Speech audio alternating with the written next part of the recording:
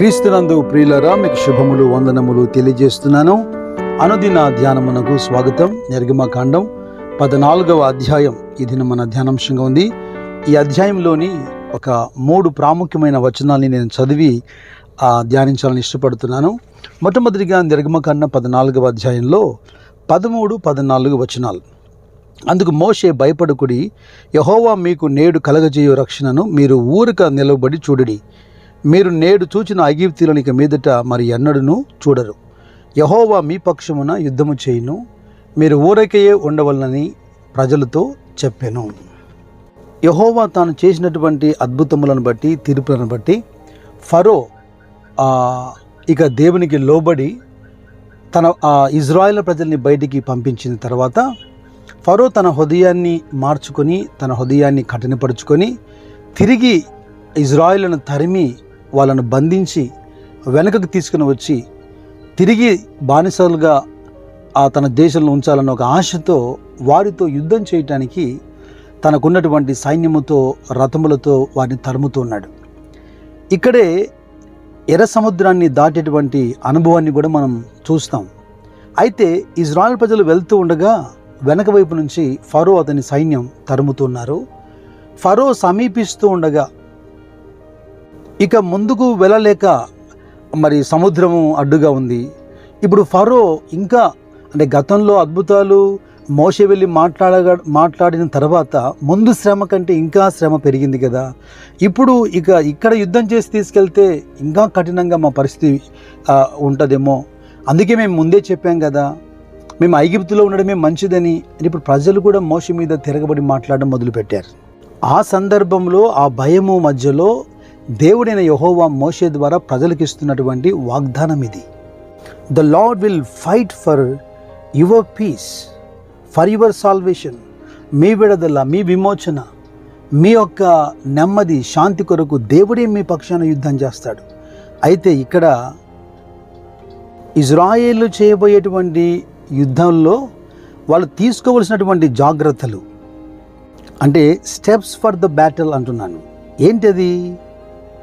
మొదటి మాట, do not be afraid అన్నాడు. మీరు భయపడకూడి అంటున్నాడు. రెండవది, మీరు ఊరికే నిలబడి ఉండండి. చాలా సందర్భాల్లో మనకు వచ్చే కష్టం ఏంటంటే, ఒక పని చేయగలిగి కూడా చేయకుండా మౌనంగా ఉండడమే కష్టం. చేయలేనివి ఎలాగూ మనం మౌనంగా ఉండక తప్పదు, కానీ కొన్ని మనం చేయగలుగుతాం, అయినా మౌనంగా ఉండండి. ప్రభు పదే పదే అంటాడు, ఊరిక ఉండండి, ఊరికే నిలిచి యెహోవా కలుగజేసే రక్షణ మీరు చూడండి. మనం ఊరికే ఉండలేం కదా. 2 దినవృత్తాంతములు 20వ అధ్యాయంలో 15వ వచనంలో కూడా ఇలాంటి మాటలు మనం చూస్తాం. యెహోషాపాతు మీదికి మోయాబీయులు, అమ్మోనీయులు, ఇంకా కొంతమంది రాజులు దండెత్తి యెహోషాపాతు మీదికి యుద్ధానికి వచ్చినప్పుడు, యూదావారులారా, యెరూషలేము కాపురస్తులారా, యెహోషాపాతు రాజా, మీరందరూ ఆలకించుడి. యెహోవా సెలవిచ్చినదేమనగా, ఈ గొప్ప సైన్యమునకు మీరు భయపడకుడి, జడియకుడి. ఈ యుద్ధము మీరు కాదు, దేవుడే జరిగించిన దేవునికి స్తోత్రం, హల్లెలూయా.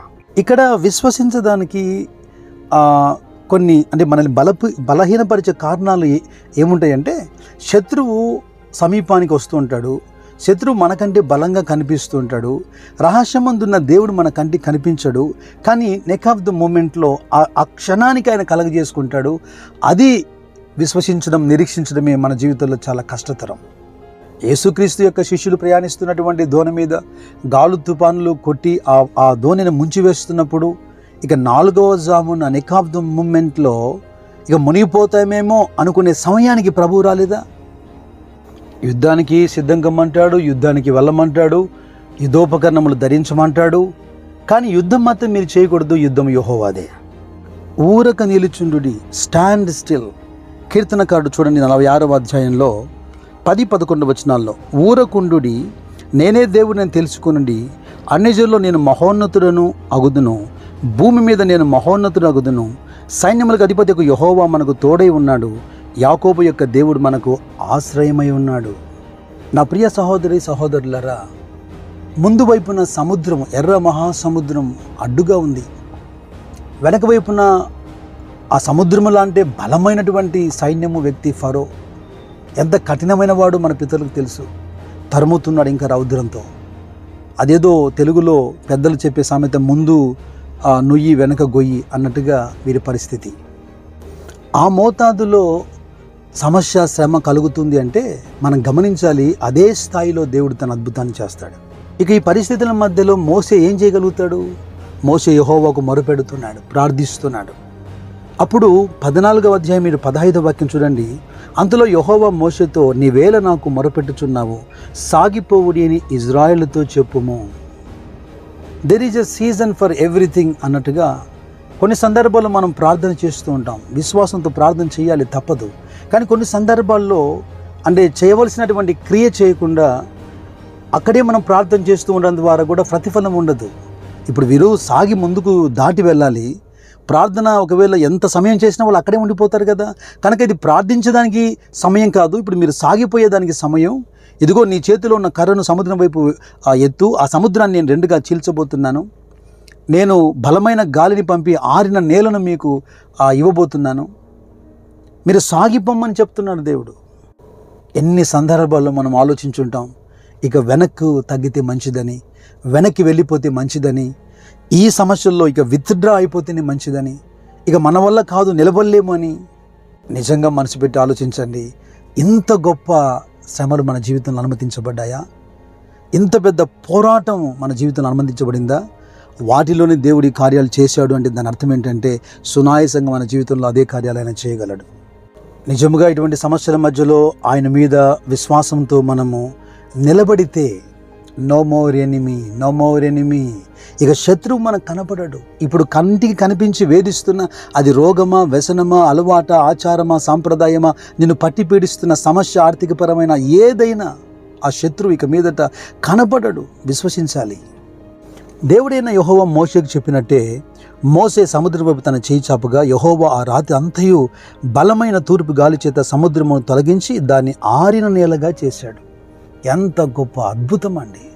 చాలామంది విమర్శిస్తుంటారు, ఈ మధ్యకాలంలో ఎక్కడైతే ఎర్ర సముద్రం చీలిపోయిందో అక్కడ మునిగిపోయినటువంటి ఆ కాలం నాటి ఆ ఇనుప రథాల వస్తువులు, వాటి ఏవైతే ఉంటాయో అవన్నీ కూడా లభించినట్టుగా మనం చూస్తున్నాం. ఎప్పుడైతే మోసే సముద్రం వైపు చేయి చాపాడో దేవుడు సముద్రం రెండుగా చీల్చాడు.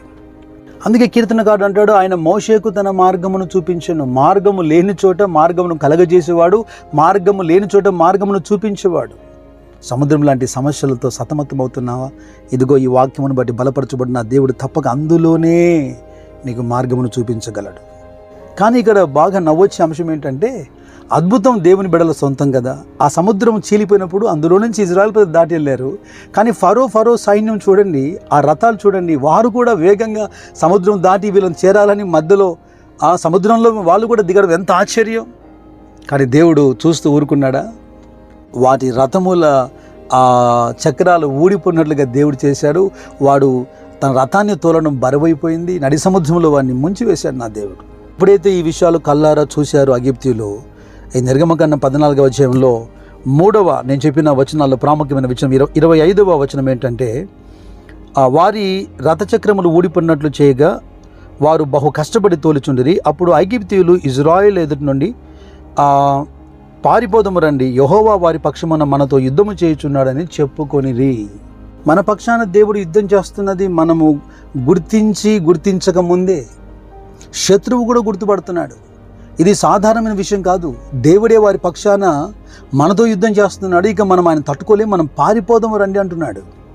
ఆయన చాలా స్పష్టంగా మనకు వాగ్దానం చేశారు కదా, నా కట్టడలను నా న్యాయ విధులను అనుసరించి నా ఆజ్ఞకు మీరు లోబడితే మీ శత్రువుకు నేను శత్రువుని అవుతానన్నాడు, మీ శత్రువుతో నేను యుద్ధం చేస్తానన్నాడు. సమస్యల మధ్యలో కాస్త ఓపికతో ఓర్మితో యెహోషాపాతు వలె, మోషే వలె మౌనముగా ఉండి ఊరిక ఉండి యెహోవా కలుగజేసే రక్షణను చూచుదుము గాక. నిన్ను తరుముతున్నటువంటి శత్రువు యొక్క బలమును దేవుడు తగ్గించునుగాక. సాగిపోమన్న ఆయన మాట మీద ఆధారపడి సమస్యల మధ్యలో ముందుకు సాగిపోదుము గాక. నిశ్చయముగా మన పక్షముగా ఉండి యుద్ధం చేస్తున్నటువంటి యెహోవాను శత్రువు గుర్తించును గాక. దేవుడు ఇటువంటి ప్రతి శ్రేష్టమైన అనుభవం గుండా మేము నడిపించును గాక. God bless you.